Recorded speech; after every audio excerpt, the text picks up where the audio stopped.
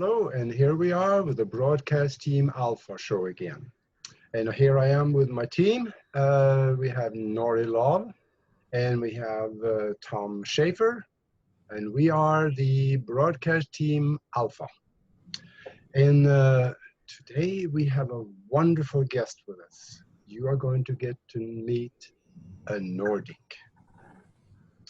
And yes, a Nordic it is. She lives in Norway, so that's pretty far up there. And then again, there may be another aspect to this Nordic, because she had some phenomenal extraterrestrial experiences since she was a little girl. So who knows? She might be a Nordic. And now we are going to, as you can see, she is already with us. And since I speak the Norwegian language, I want to welcome Kate Thorvaldsen to the show with us. Så välkommen till programmet vårt här, Kate. Tack för det. Welcome. Det ska bli väldigt moro att höra allt som du har med historia från din barndom upp till nu. So for all the English-speaking listeners and viewers, maybe we should just keep it in English so they don't feel left out. Do you think? Yeah, I think so too. Yeah. Either that or you go telepathic, Augie. And I'm still not up to speed on that, so I don't know. You don't speak that language either? I'm not there yet. I'm trying. Okay. Yeah, and we're going to start maybe with the early childhood and talk about some of the things that happened to you, because I have watched some of your YouTube videos and it is extremely interesting.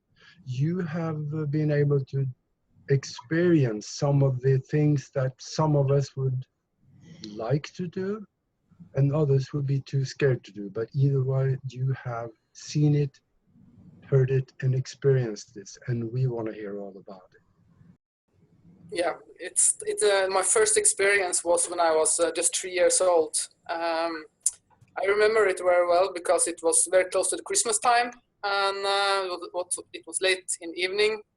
My mother, she has put me to bed and for going to sleep, but I wasn't sleeping. So I remember I was standing in the crib, looking out in the dark bedroom and looking out to big black windows and looking at the stars. And before I knew it, something was coming, just gliding through the wall on my left side. There was no sound at all. And this little creature was coming, gliding over the floor and just in front of the crib and standing there watching me. It was a little bit taller than me and had big black eyes, big head, and just standing there.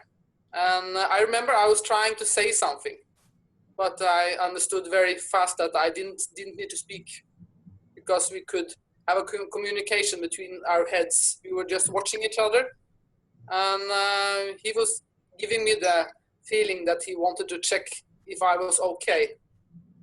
Did it feel like it was words, communication in words, or was it just feelings? It was more feelings, I think. That's very common, actually, yeah. Did you have any fear from that little guy looking at you? No, not at all. And I don't know for how long we were standing like this, and then he suddenly just starting to move away again and disappeared the same way, away out through the wall, and then he was gone. And the next second, then I saw him, that creature, with one more inside the craft, just hanging outside the window. I was not, we were not having our flat on the first floor, but on the second floor. So I know it was not from any car, any lights from the car or anything. No car could have been there. I saw the craft with those two inside it, and they were just looking at me for just a second, and then they disappeared. And in my head, I was thinking and smiling, Santa Claus. I was so happy, Santa Claus. Because my mother, she had told me that Santa Claus was coming soon. So in my head, that was Santa Claus. And a few days later, my mother, she was putting me on her arm and bringing me into the TV room because I was going to meet Santa Claus. So I was very, I'm going to meet Santa Claus. I was going to meet my friend again. But in the TV room, there was this guy with this plastic face, false beard, and a red suit. That was not my Santa Claus, and I was terrified. I was screaming my head off. I didn't like him. You're not the only one that done that. Yeah. But I was very, I was not happy because that was not my Santa Claus. Aww.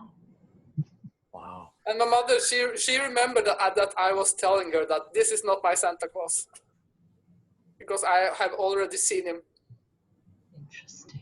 What did your mom say when you told her about that little guy in your bedroom? She didn't say much. Mm. Because, but I know later that she was having her own mind about it, because later she have told me that she have seen them herself, and my grandfather has also seen them. Mm. So I guess it runs with the family. Yeah, that would been a family thing then. This seems to be common with a lot of abduction experiences, that it's a family lineage kind of thing that maybe go back generations. Yep. Wow. So you were 3 years old, standing in your crib, and here comes this gray, big head, black-eyed guy through the wall. And I mean, at 3 years old, normally strangers are scary, so that you felt like a sense of safety with him. That's so interesting. Yeah, like he cared about you. Yeah. Yeah. Wow. I think that I have always having a more, a curious mind about strange new things instead of being scared of it. Yeah, and you probably still do that. Yeah. The curious mind is the one that learns more than the ones that is a closed mind, so you're on the right track. Yeah, I know. So you had this experience as a 3-year-old, then later there were more? Yeah, when I was around 10 years old, then I had my second visit. I must say that when I was growing up, I was always feeling very lonely, that I was misplaced, I didn't belong here, and most of the other kids were picking on me because I was different. But I had one thing in common with the rest of the other kids, that I loved horses. So I was thinking horses, I was drawing horses, painting horses, I was just thinking horses, dreaming horses. Wow. But the one thing I was doing very often was that when my mother was falling asleep, I was climbing out on the roof. So I was sitting on the roof at night, watching the stars and the sky, and I was thinking, someone out there, get me. Yeah. Pick me up, bring me home, I don't belong here. And I was doing that many, many times. But one night I was having this big light over my head, out of nowhere. And the next thing I remember, I was down in my bed. I always wonder, how did I get back in my bed?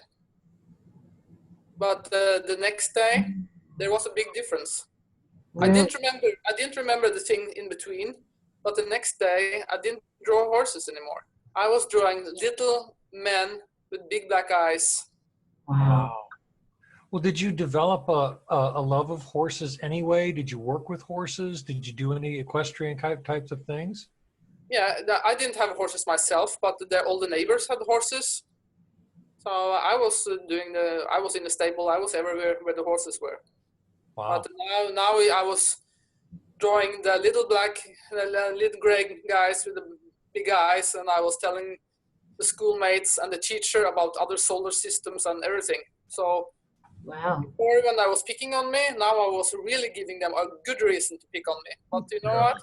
I think that they were thinking that I was going so crazy that now they stopped picking on me. They were scared. Right, Kate? So there you are out on the roof, looking at the stars, waiting for somebody to come get you. And the next thing you know, you wake up in your bed. So there's no way of knowing where you went or how long you were gone for, right? I found out much more about this later.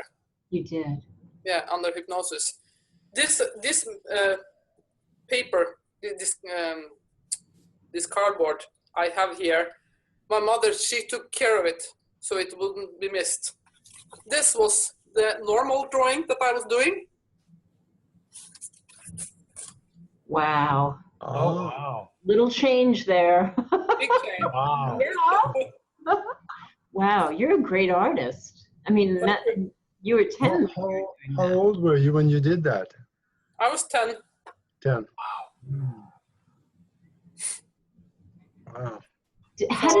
How did you feel that day, Kate, when you were, did you feel different, or did you have any sense that something had happened? Yeah, I felt a little strange because I was, my smelling was gone. Really? That's I remember reading about that. And of course, I didn't think so much about where this astrophysics or this thing was coming from, but I was just talking about other solar systems and planets and life forms and all that, but no one wanted to listen to me, so I was getting quiet again. Aww. Wow. Did your mom or anybody just happen to think of recording some of that? No, that was so many years ago, so there were not much of a recording. Yeah. Yeah. Boy, that would be fun to hear or remember some of the things you talked about when it came to other solar systems and planets and so on. Well, did those stories did they seem like stories or imagination to other people, or were you describing something you felt you had seen? Yeah.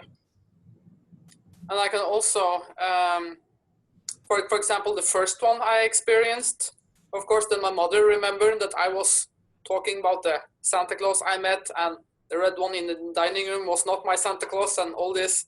So she remembered it. That's interesting. It was probably the kind of thing where they're thinking, because if your mother had been visited and your grandparents had been visited, it's a big secret, right? Nobody talked about it back then. So they were probably thinking, okay, let's just not talk about it and ignore what she's saying, and maybe, she'll stop saying it. Yeah, it will go away. Aww. But it didn't. It did go away just for some time, and then it went back again.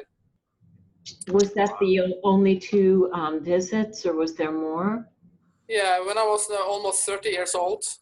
Really? Then I had a really big experience. Of course, that was the close encounters, but there was many years that I didn't hear or feel or see anything of them, and I wasn't thinking about them either. And but I remember that just out of the blue, it's like a telepathic kind of voice or feeling that is something out there watching you, that you are getting the feeling that someone is out there.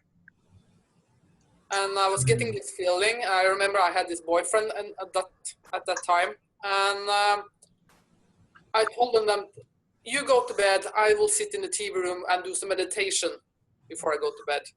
Of course, I was not going to meditate. I was sitting there watching the window. I was sitting there watching the window for 3 days. After the 3 days, there were 3-4 little lights that was dancing around in the sky, just above the house. Wow. So they were just telling that, okay, we are back. Wow. And so was there more then beyond that? Did they do more? Did it get increased even more? Yeah, it is increased a lot, actually. I don't know. Of course, I can't remember if something happened between that time, but I was going to this cabin in the mountains. I was supposed to be there for 2 months because I was going to work on this book, and I was there for 1 week, almost. I remember reading this. I was waking up one morning, and I was thinking, okay, am I getting sick or something? Because my nose was very sore. I had this gray, greenish kind of material that was drawn from my eye and from my nose, but that was dry. But the thing that I was noticing most was that mark. If you are thinking like a helmet with a claw kind of thing that had been put on your head like a metal thing, very sharp edge mark Yes. on top of my eyelid and my face like this. And I was thinking that was very strange. Of course, I had pillow marks. I've experienced that before, and I was thinking, Yeah. this is not a pillow mark. Everything was strange. Wow. But then I was thinking, it's probably nothing. And I was keeping doing my normal chores that day, but when the evening was coming, ooh, I was like a stressed animal in a cage. Wow. And it stressed me up even more because I didn't know why. Mhm. I was just so stressed out. So I think I was reading the same magazine maybe 20 times that next night. The same magazine again and again and again because I didn't want to fall asleep.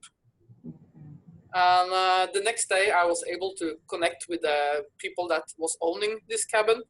So they were bringing me back down to the civilization because up there where I was staying, there was no electricity, nothing. And when I came back down there, then you could see the big difference on me. Because, you know, your mobile phone charger, I was putting that in the wall and I had to take it out straight away because, you know, the microphone, when that is like screaming that everyone is getting the pain in the ears, Yes. that was the sound for me. Wow. I could hear the noise from the light bulbs. If you are playing a CD, you can hear all the moving things inside the little CD player. Mm-hmm. And all this kind of stuff. And when people were talking, I had to put dots in my ears because I get the sound down. So you had a heightened sense of sound. All of a sudden, these senses, and you said something too about your smell. Your sense of smell returned.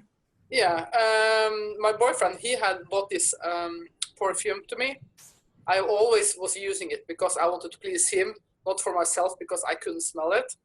And I was doing this, taking it on my neck, going out to his office, and I just had to turn around, get inside again, and clean it off. It was just too much. Wow.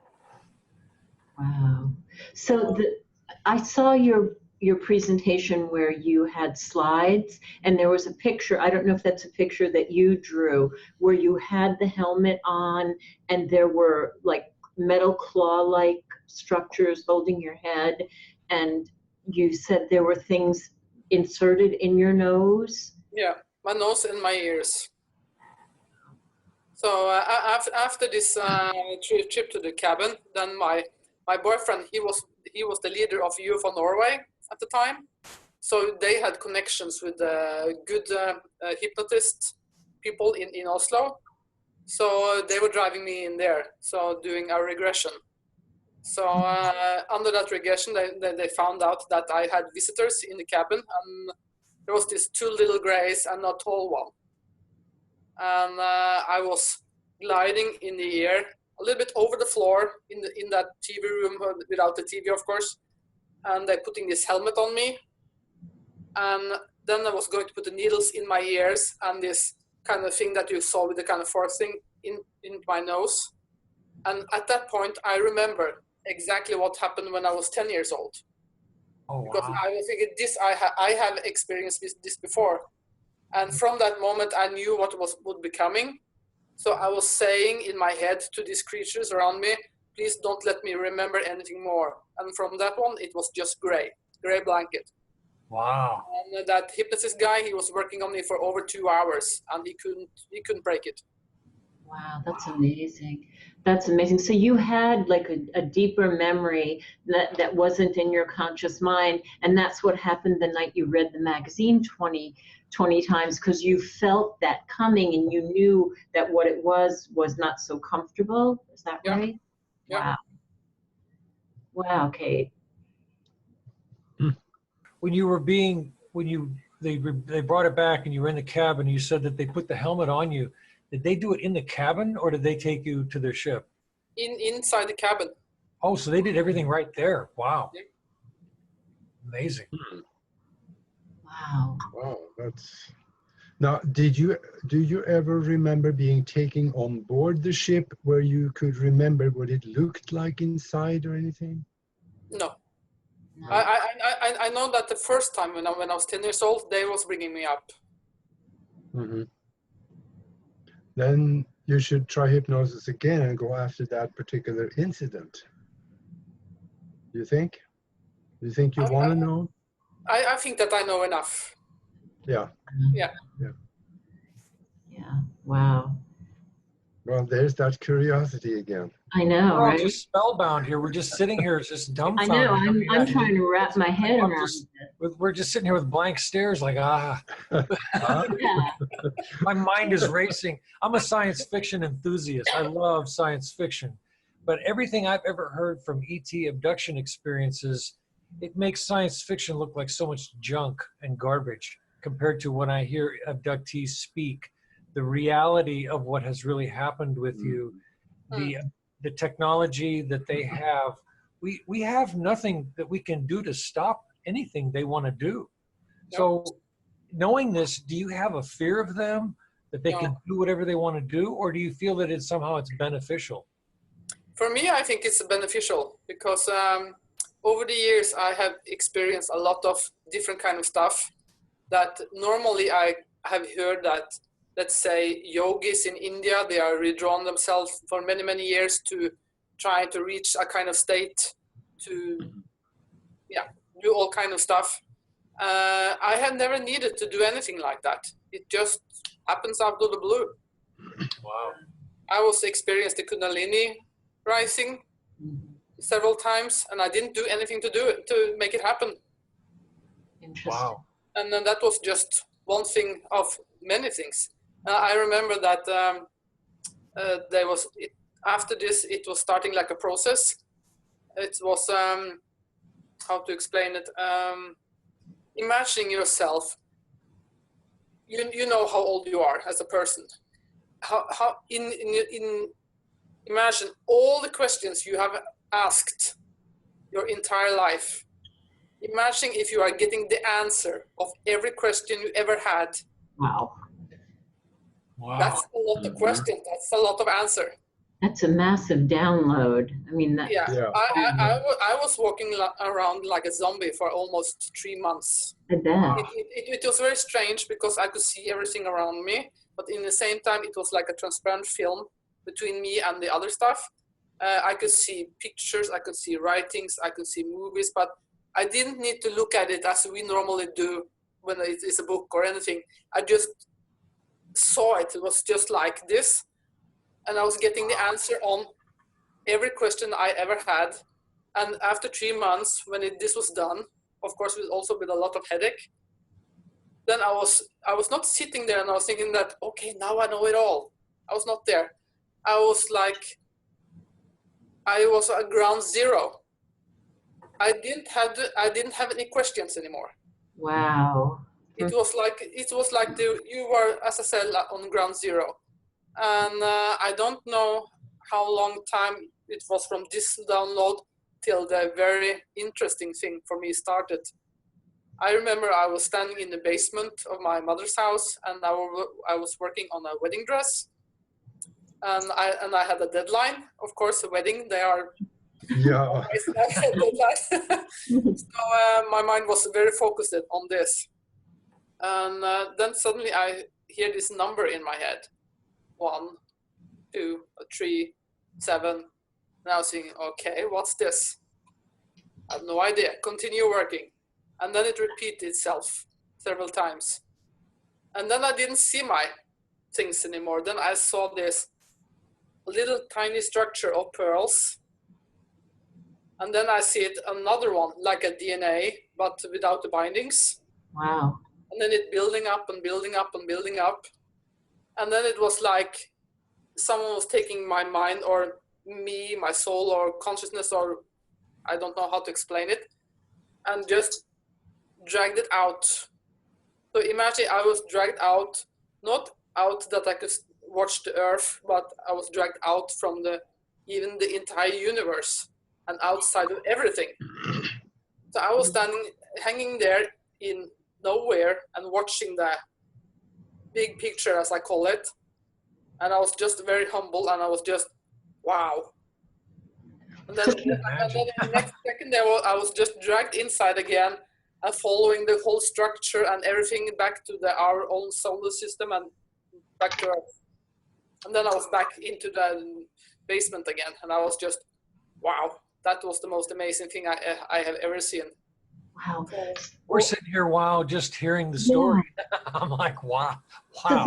there's a lot of talk right now about activation codes, like the people that believe that their lineage is from other planets, or that they came from another planet. There's a lot of talk about activation codes. Do you think the numbers you heard were something like that? I don't know. I had never been thinking about it, like activating Amazing. codes. And was your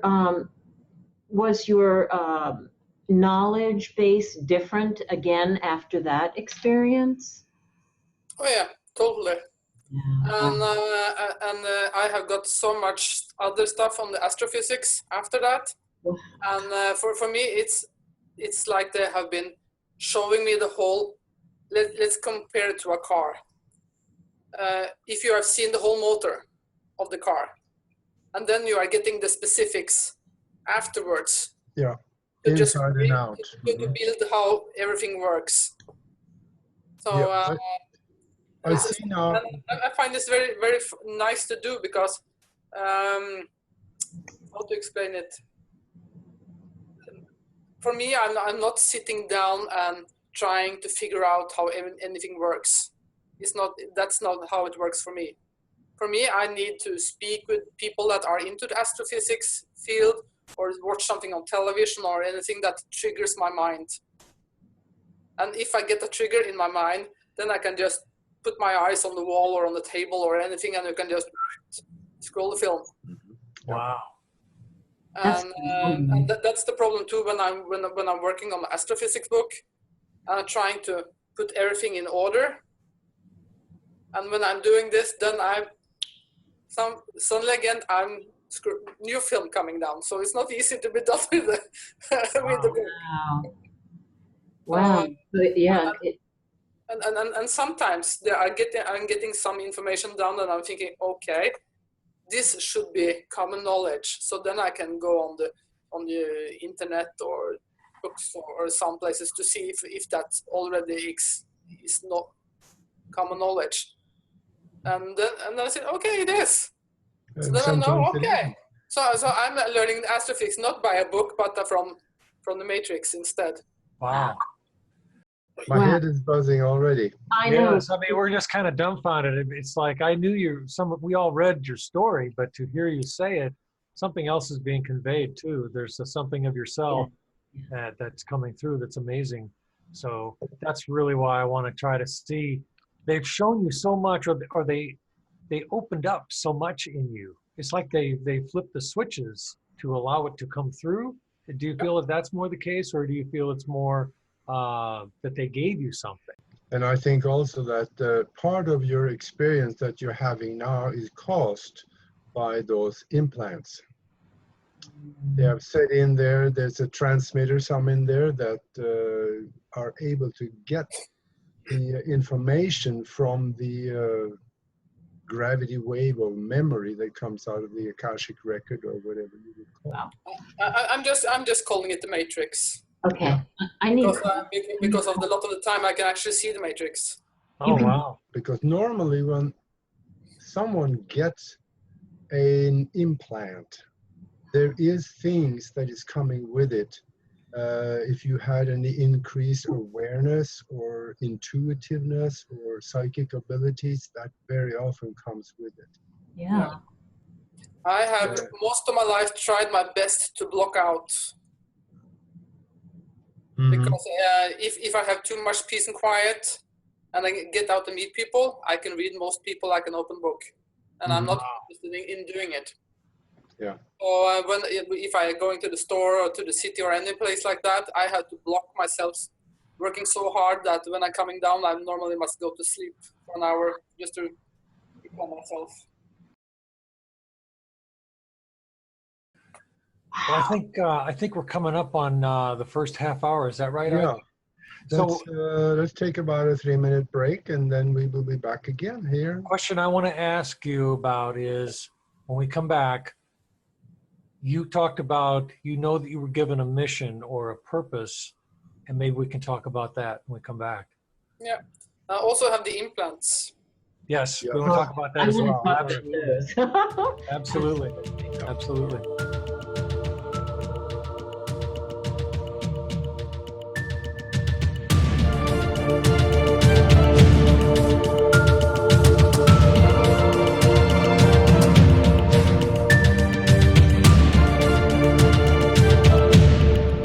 And we are back with the Broadcast Team Alpha show here. We have Nori and we have Tom and we have Kate over in Norway. And before the break, Tom was asking a question, so let's send it back to him. That was a good thought he came up with. Yeah, my question was the idea that a couple of things. One is that it seems to be that either the implants or the experience opened up your ability to receive massive amounts of information from, as you say, the matrix. And so because you have all this access to all of this information, do you feel you've been given a specific purpose or mission, something to give humanity? Or maybe elaborate a little bit about that. Maybe there's nothing, or maybe there's something. What do you think about that? Actually, it's a big question. Yeah. I have a lot of stuff that I want to share with the humanity, yes, when it comes to astrophysics, because you have to to understand the astrophysics and how everything works, you have to put the astrophysics and the spirituality together. I love that. You can't have one. You can't split them apart because they are together. They are connected. Yeah. I agree. Absolutely. Wow. Because there's only one experience out there. And yeah, try us though. I've had to download too, so just try us a little bit with that. Right. Well, yeah, too. And I think that's been part of the problem in ufology is people have tried to separate. They just want the nuts and bolts. How does it all work? Tell us how the propulsion works. And they want to separate that spiritual component. So maybe, yeah, like Hagi said, let's. I think that the problem is that there are a lot of people have been putting labels. Yeah. Special labels on the spirituality, labels on the astrophysics, that you have to be that kind of person if you are doing this, and like that kind of person if you're doing that. So that's very wrong. Yeah, and absolutely. It's like when people are saying that, let's say emotions, that is a woman thing, that is a weakness thing, instead of thinking that feelings is our navigation system. Yes. In most of life. Yeah. And if you are connected to our emotions, we can create. We are our own creators. mm-hmm. Absolutely. Totally agree. Absolutely. And those labels are very dangerous because you put a label on something, that label or perception on that one thing, it separates it from everything else. Yeah, it does. So then you end up with a different label on something else, and now they're two different things. So if you keep the labels out of it, then you can merge them. Yeah, you have to do that to see the bigger picture. Mm-hmm. I think the labels come from fear. Yeah, I guess so. Because I think that in most areas, the hierarchy, and for me, when it comes to astrophysics, I have no education at all. I don't speak any formulas or anything. But I have learned one thing, and that is that I don't need to speak in formulas to explain how the universe works. That's a good thing, because in that way, I can reach the everyday people, not only the people that are doing the universities. What is it about astrophysics that maybe get a little bit more specific about how you were informed about that, how that's come to you, and then what are you going to bring out of that? What's coming out of all of that? I'm working on a second book. That, of course, it takes a long time because I have to do all the illustrations and also. And that book will try to explain how everything works and our role into this and the big picture. Mm-hmm. Okay. So I want to go back for a minute, please, to the emotion. You said that our emotions are our guidance system, and it's taken me 150 years, this life, to really understand that, to the point where I can create my life through understanding my emotions. does the emotion of love have something really healing, or is it powerful, or is there something special about that vibratory wise? Yeah, if love is, of course, it is healing. I think that if someone has watched the work of this Japanese Emoto Yes. with water, Yes. I think that's a very good thing, because most of our body is water. Yes. So what we are programmed it with, that will be the vibration. And what we are programming our bodies and our mind with, that is the signals that we are sending out. And most of the people, they are not aware of what they are sending out, because they are so little aware themselves that if a person is coming into the room and they are having a bad day, then you are suddenly having a bad day. And you are letting yourself be colored of what everyone is around, that are around you, instead of being so clear-minded in yourself that, okay, you are in a bad mood, okay, not my problem.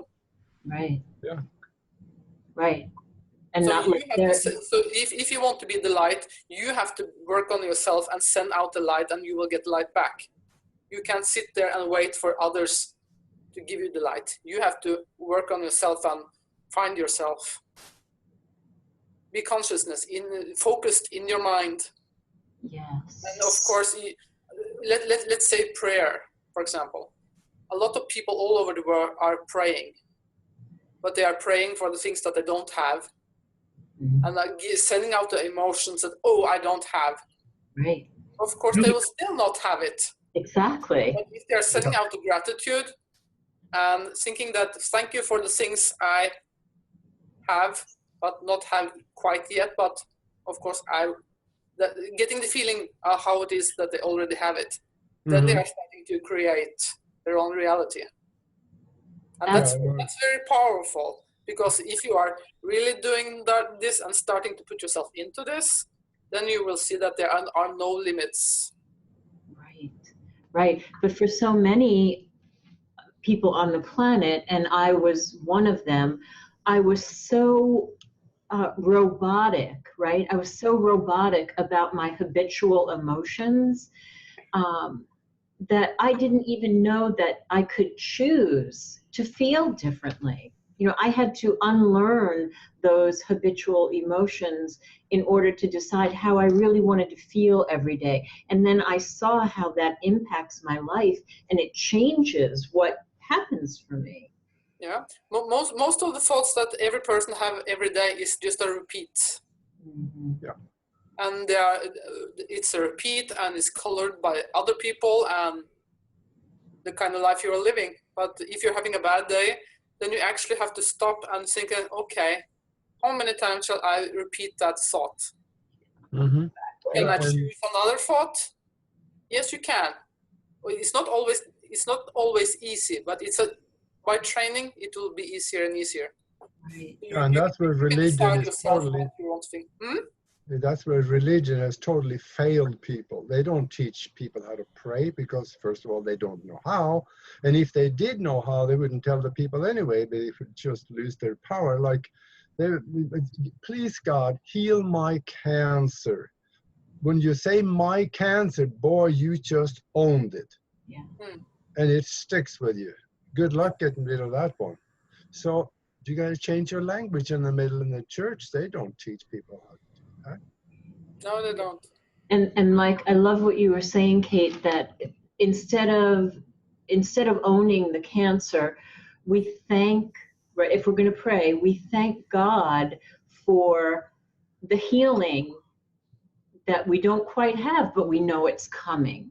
So when we pray from that place of certainty, that's how we get it. But if we pray to take it away, then we actually get more of it, right? Yeah, that's true.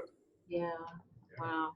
And I know during the break you were talking about how you have expanded senses and abilities, and how when you go out in public, you can read people. Yeah, I'm just putting it off as best as I can all the time, because I'm not interested. And there are so many times I have met people that think that, oh, this is so interesting and so, yeah. And I remember I was going to this chiropractor many years ago, and she was so interested in this topic. And then I just suddenly getting the image from her bedroom and what she had here and there, and I was just telling her, and then she was just a second, and then she left the room and she didn't come in again. Because you told her you could see it. Do you feel like that knowing? I mean, I have a certain degree of that, and sometimes I get an idea and it's usually correct, but I feel like, why do I have to know that? It's almost like a burden, you know, when I get a picture about another person, and I know that it's true, and especially as a nurse, that made me a better nurse. But like in the friendship arena and things like that, I'm like, why do I have to know that? You know, it felt like a burden. Yeah, it's because that then you are very open, and remember that everything is in the matrix, as I call it. Mm-hmm. If you're going into an old house, all the things that had happened there, it's still there. It's in the memory of the room, and even if you're burning the house down, it will still be there. So when the psychic people are coming to that place, that's what they are reading. They're picking up on the biggest signals, right? Or the biggest events. Yeah, both visual images and sounds and thoughts, they're still in that space where they... Yeah. But there are people who can make the connection in order to shift it, right? What do you mean? Like, okay, I'll give you an example. There was this country road that I drove on at least 2 times a week, and I noticed at the same intersection at a stop sign, every single time I almost went out into the road and had an accident. And I thought, this is too weird. Like, the coincidence is happening too many times. So I kind of tapped in, and I had a feeling that there was like a big accident there at one time, and there was still energy or memory or something that was still there. So I did what I do and spoke to it, and that never happened again. And I know, you know, people could say, well, it was just me programming myself, that I wasn't paying attention. But Kate, it felt so much bigger than that. Yeah, as I said, everything is there. Yeah. Every thought, not every thought, but every feeling that is left in the room or in that area or that place is still there for other people to read. You say you have turned it off for the most part, but Yeah. Can you open it up on demand when you really need it? Let's say you're going into an uncertain situation. Can you then turn it up so you can have the impressions of what may be? I haven't tried it actually. It's just happening. If I really need it, of course, when I meet new people, I will instantly feel things or getting pictures. But I'm trying to block out the most of it. I don't need to know how they have been decorating their homes, or if they have been doing child abuse or all kind of stuff. Yeah. Wow. So I just wanted to go back a little bit, if I might, because I am a nurse, and I was just wondering if you had the impression that because of all of the things that they put on you, like the helmet with the claws, things in your nose, things in your ears, but they were benevolent, right? They were there to check on you when you were little, so they were not there to hurt you. Do you think you didn't want to remember because the examination part or whatever they did to you was painful? Because it doesn't feel to me like they were torturing you. No, I have a lot of times comparing it with a dentist hour. Right. Because you are going to the dentist, he's there to help you, but it's not pleasant. Right, and you're like, I don't want to remember the pain. Right. Exactly. So, but I have always, and even today, I can touch my nose myself, but if someone else is trying to touch my nose, I can hit them on response. Really? There has been a few times I have been going to this, what's the name for it? When you are going to this beauty shop, when they are Oh, yeah, Oh, facial. facial. Yeah. Yeah, and they are starting here, and then now I have forgot all about it, and then I suddenly just do this, and I'm just grabbing my chest and I'm pointing. So, and Nice. for people who are listening and maybe not watching, you're referring to you have implants as a result of these experiences. Yeah, How many that was actually just a coincidence, because many years I have heard about implants. Uh-huh. But I was thinking, okay, maybe I have one, maybe I don't, but I didn't care so much. I'm actually not interested in the UFO area. Right. It's just a part of my life. But in January in 2017, a friend of mine, Sid Goldberg, he had been working on several cases with implants, and he telling me that, why don't you buy one of these strong magnets, tiny magnets, and put it on you to see if it sticks? Because on my neck, sometimes I feel it, other times I don't. It's a triangle-shaped thing on my neck that I find is strange. It's just on the one side. And I think, okay, I can go and buy one of those magnets, and I did.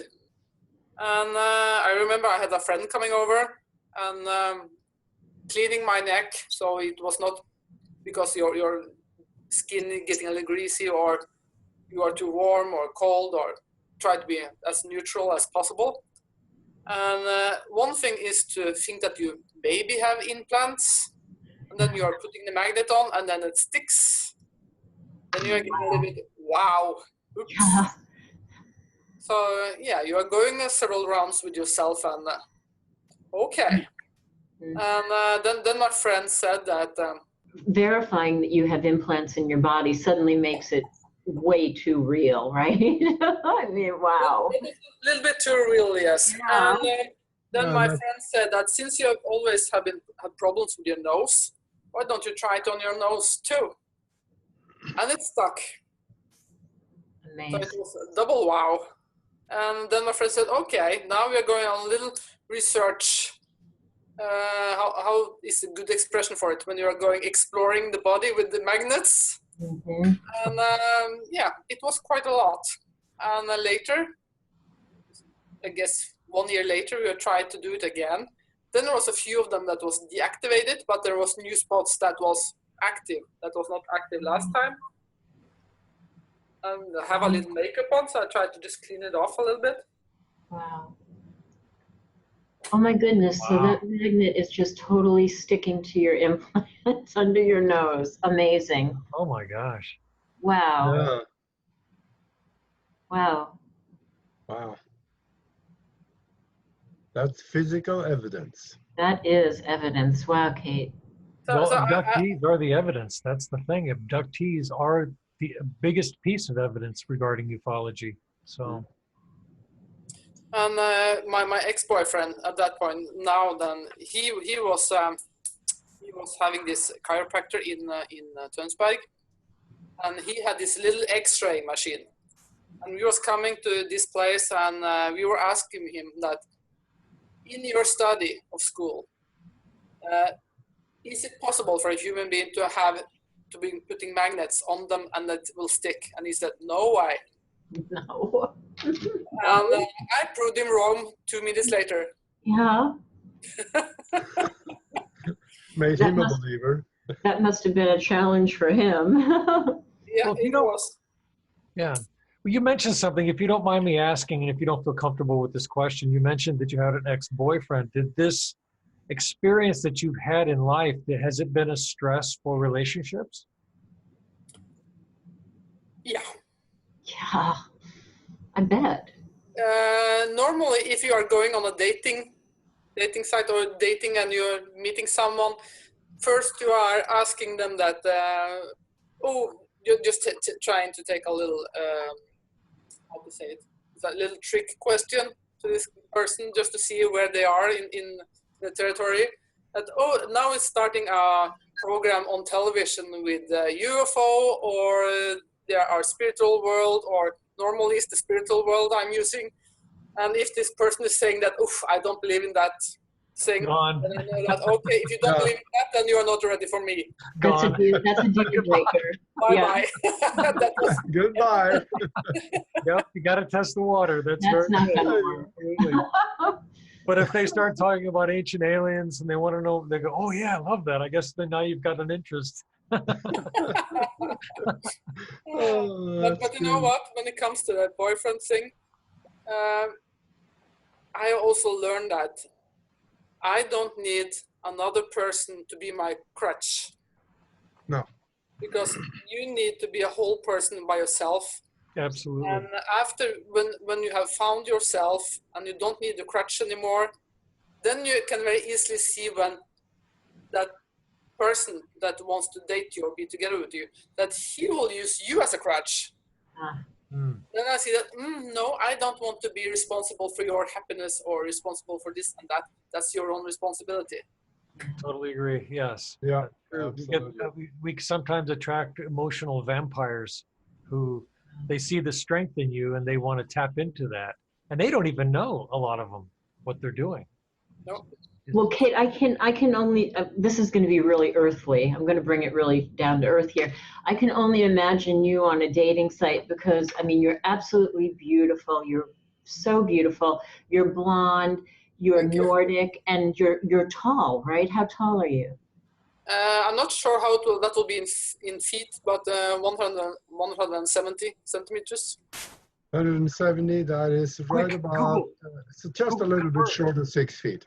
I think 5'11". So that's like every man's dream, right? So you must have been busy on the dating site.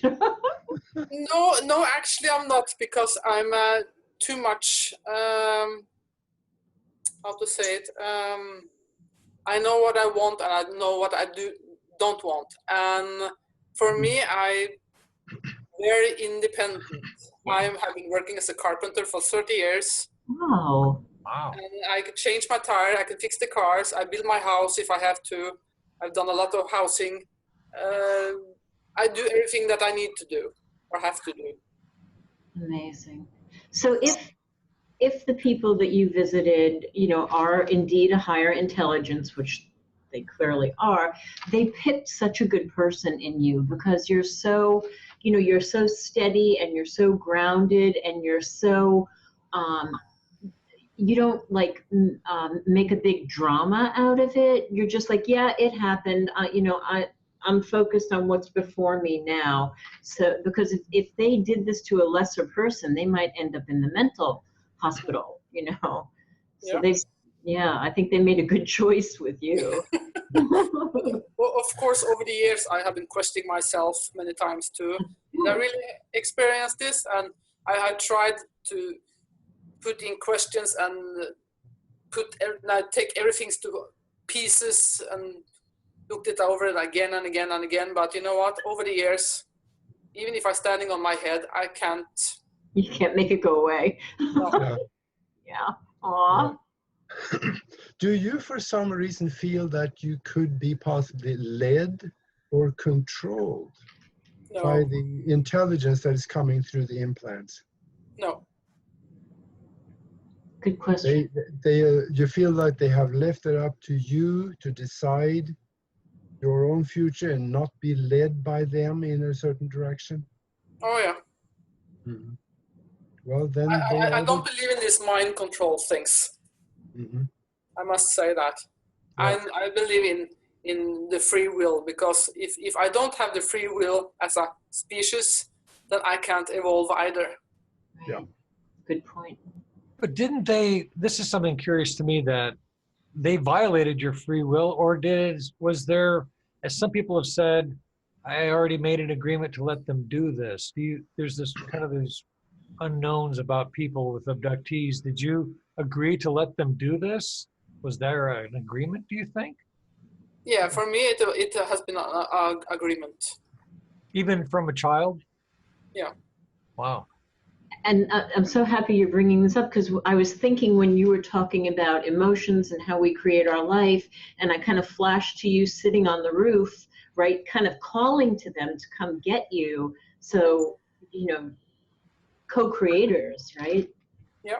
Yeah, amazing. you kind of asked them to come, Yeah, I Exactly. did. take you home. And that leads me to the next question. Who are you and where is your home? Could you possibly be a Nordic that was either dropped off here or placed with your mom so that you could grow up here and you are being monitored by them for them to see what can you create? I have been thinking that question so many times. Who am I? What's my purpose and everything? And believe me, I have been thinking that same thought many, many times. Any answers come yet? One thing is to think it, another thing is to say it. Mm-hmm.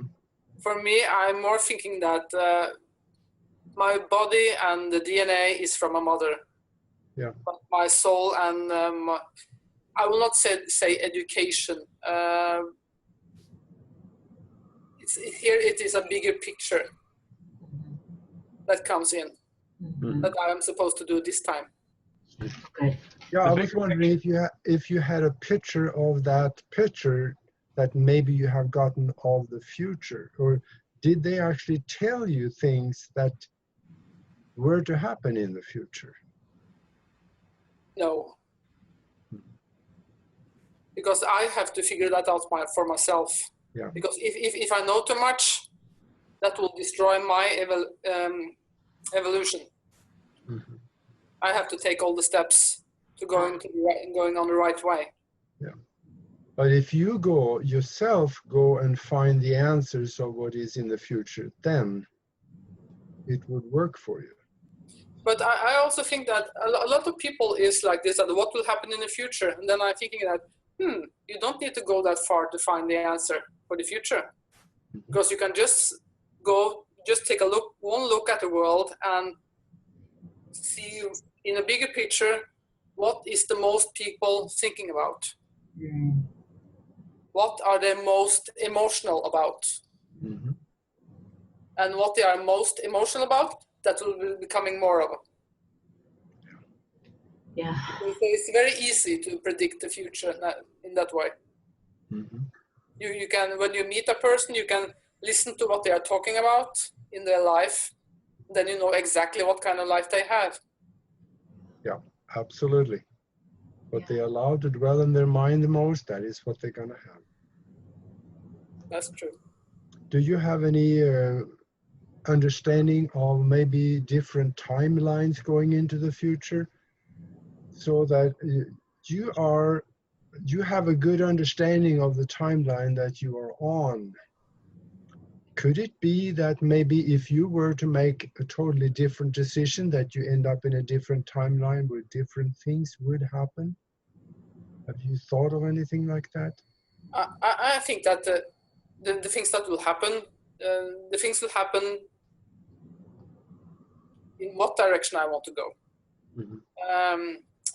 No, that was a bad explanation. If I decide I will go that line, Mm-hmm. then I will get those things that I'm thinking about. In the same way as if I go that way, I will do the same thing, but not with the things that you're thinking about, that you're focused on. That is what you will get. Exactly. So you were alluding to that as far as the collective mind of the planet as to its future, to look at what the collective mind of the planet is. And so, yeah, that's what I was saying. And I think what Augie was trying to lead to is, in all of this, and I was trying to get to this earlier, in all of this, the summation of why you're here is are you to be part of that, part of redirecting human consciousness towards a more positive future? Or is there a different role? Because you still haven't given us all about the astrophysics and spirituality. And I was kind of curious, is that all tied in with that, with your mission or your purpose? Or were you given that, or are you still waiting to find that out? No, I have most of the stuff already for the book, and that's one of my purposes. Yes, to trying to lead people in the right direction, because I think that when people understand what they're made of and what kind of power they actually have, Mm. when they're really starting to find out who they really are, then most people, they don't need to live the typical, normal, maybe boring life kind of way. They can have a completely other life, different life. And so that's part of this. I still want to get back to that astrophysics. You have to buy the book, Tom. You have to buy the book.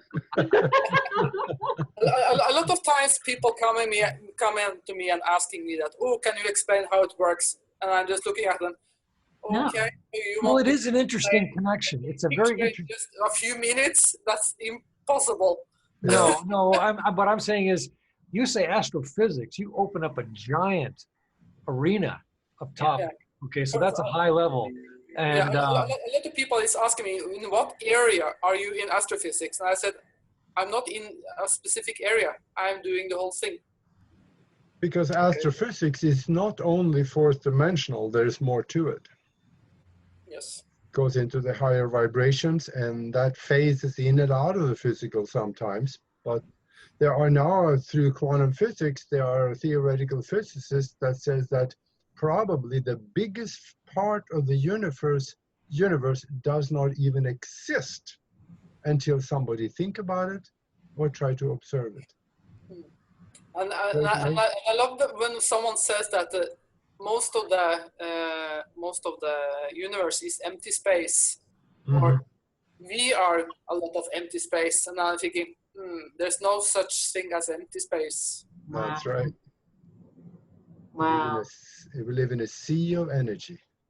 And I think that I have a lot of pictures. I don't remember if I had any picture from the astrophysics on my homepage, but I think that if you have seen some of the videos from Pine Bush, I have a little bit on the pictures on that one. I think that for me, it's very good to know that a lot of this stuff I was coming up with already back in '93. Wow. So I know that a lot of other astrophysics people later has come with some theories here and there, and I can actually prove that I'm not a copycat. Mm-hmm. And that's a good thing. Yeah. very good.